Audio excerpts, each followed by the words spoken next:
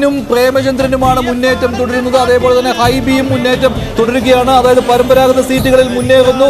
NK പ്രേമചന്ദ്രന്റെ കരുത്തിൽ കൊല്ലത്ത് UDFന്റെ മുന്നേറ്റം, പരമ്പരാഗത വോട്ടുകളുടെ കരുത്തിൽ ഇടുക്കിയിലും എറണാകുളത്തും UDFന്റെ മുന്നേറ്റം, കോട്ടയത്തും UDFന്റെ മുന്നേറ്റമാണ് കാണുന്നത്. അങ്ങനെ വോട്ടെണ്ണൽ പുരോഗമിക്കുമ്പോൾ ഒന്നാം റൗണ്ടിലെ ഫലങ്ങൾ വന്നുകൊണ്ടിരിക്കുകയാണ്. അവിടെയാണ് കൊല്ലത്ത് പ്രേമചന്ദ്രൻ ആദ്യമായിട്ട് സംസ്ഥാനത്ത് 10,000-ൽ കൂടുതൽ വോട്ടുകളുടെ ലീഡ് ഉണ്ടാക്കിയിരിക്കുന്നത്. അങ്ങനെ 10,000 വോട്ടുകൾക്ക് ലീഡ് ചെയ്യുന്നു.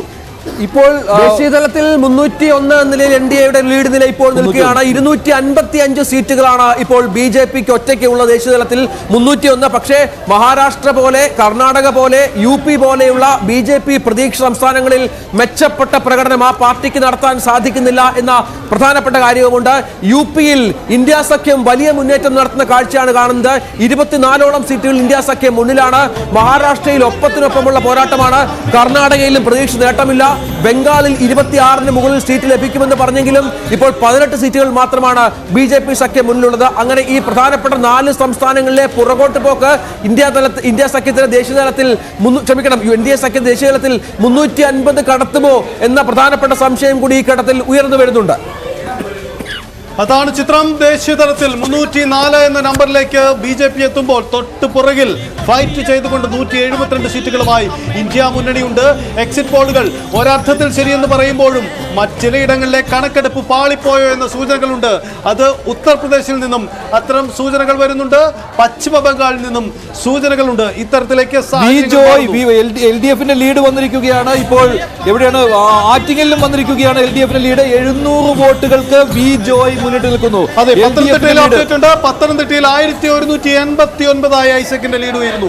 രാജീവ് ചന്ദ്രശേഖർ 400 വോട്ടിന് മുന്നിലെത്തുന്നു എന്ന തിരുവനന്തപുരത്ത് നിന്നുള്ള സുപ്രധാനമായ രാജീവ് ചന്ദ്രശേഖർ 400 വോട്ടുകൾക്ക് മുന്നിൽ ലീഡുകൾ മാറി. തിരുവനന്തപുരത്ത് NDA മുന്നിൽ, BJP മുന്നിൽ. തിരുവനന്തപുരം ലോക്സഭാ മണ്ഡലത്തിൽ രാജീവ് ചന്ദ്രശേഖർ മുന്നിട്ട് നിൽക്കുകയാണ്. 400 വോട്ടുകൾക്ക് മുന്നിട്ട് നിൽക്കുകയാണ് രാജീവ് ചന്ദ്രശേഖർ. പ്രധാനപ്പെട്ട ലീഡാണ് BJPക്ക് കിട്ടിയിരിക്കുന്നത്. ആദ്യ ലീഡ് 400 വോട്ടുകൾക്ക് രാജീവ് ചന്ദ്രശേഖർ മുന്നിട്ട് നിൽക്കുകയാണ് തിരുവനന്തപുരം ലോക്സഭാ മണ്ഡലത്തിൽ. അങ്ങനെ 13-6-1 എന്നുള്ളതായി മാറിയിരിക്കുകയാണ്. അതായത് 600 വോട്ടുകൾക്ക് ആറ്റിങ്ങലിൽ ജോയി മുന്നിലെത്തി എന്ന ആറ്റിങ്ങലിൽ ആദ്യഘട്ടത്തിലൊക്കെ അടൂർ പ്രകാശിന്റെ മുന്നേറ്റമായിരുന്നു. ഇപ്പോൾ ആറ്റിങ്ങിൽ 600 വോട്ടുകൾക്ക് ജോയി മുന്നിലെത്തുന്നു. 12-7-1. എറണാകുളത്ത് 7000 വോട്ട് കടക്കുകയാണ് ഹൈബീഡിന്റെ ഭൂരിപക്ഷം. കൊല്ലത്ത് 10,000 കടന്നു, ഇടുക്കിയിൽ 6000 കടന്നു. ഒപ്പം തൃശ്ശൂരിൽ 823 വോട്ടുകൾക്ക് VS സുനിൽകുമാർ മുന്നിലാണ്.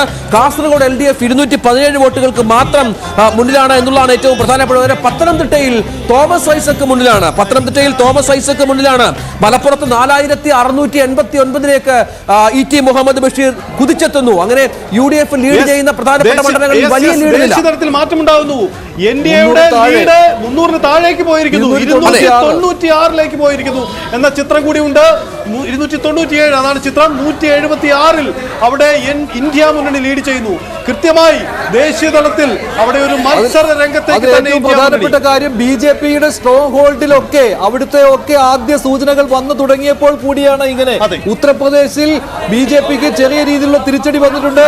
ഗുജറാത്തിൽ ഒരു പ്രധാനപ്പെട്ട വിവരമുണ്ട്. ആലപ്പുഴയിൽ ശോഭാ സുരേന്ദ്രൻ ലീഡ് ചെയ്യുന്നു. ആലപ്പുഴയിൽ ശോഭാ സുരേന്ദ്രൻ ലീഡ് ചെയ്യുന്നു.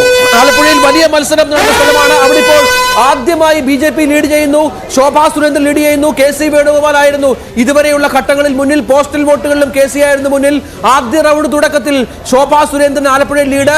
സംസ്ഥാനത്ത് BJP 2 സ്ഥലങ്ങളിൽ ലീഡ് ചെയ്യുന്നു. ഒന്ന് ആലപ്പുഴയും ഒന്ന് തിരുവനന്തപുരവും. 2 സ്ഥലങ്ങളിൽ BJP ലീഡ് ചെയ്യുകയാണ്. കേരളത്തിൽ 1 ആലപ്പുഴ, 2 തിരുവനന്തപുരം. രാജീവ് ചന്ദ്രശേഖർ 400 വോട്ടുകൾക്ക് മുന്നിൽ. ആലപ്പുഴയിൽ ശോഭാ സുരേന്ദ്രൻ മുന്നിട്ട് നിൽക്കുന്നു. ടൈറ്റ് ഫൈറ്റ് നടക്കുകയാണ് തിരുവനന്തപുരത്ത്.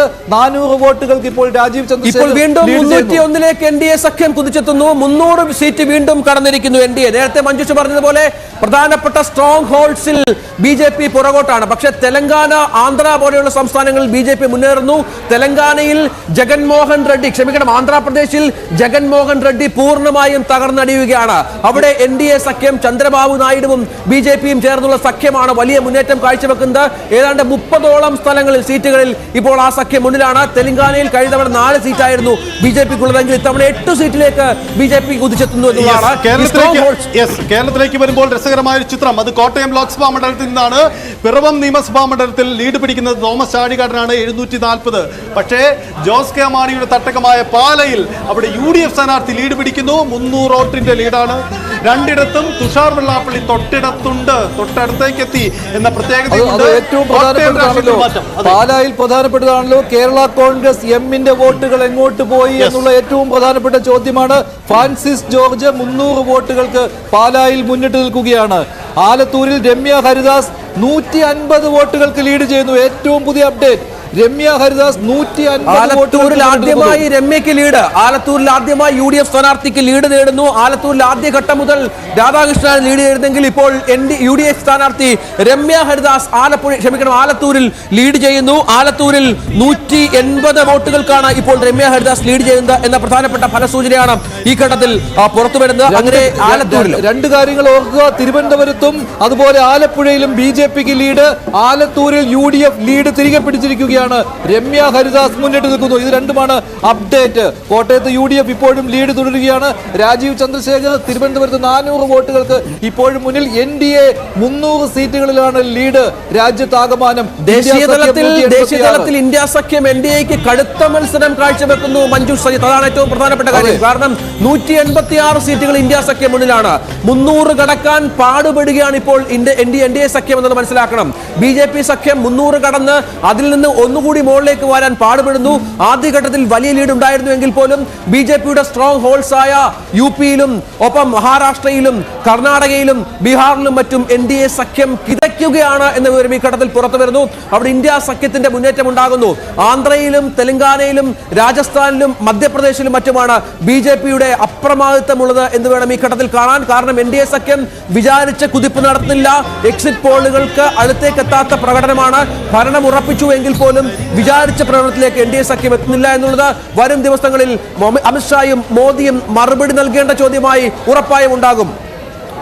ചിത്രം ഇത് ഈ കണക്കുകളിൽ മാറ്റമുണ്ടായേക്കാം.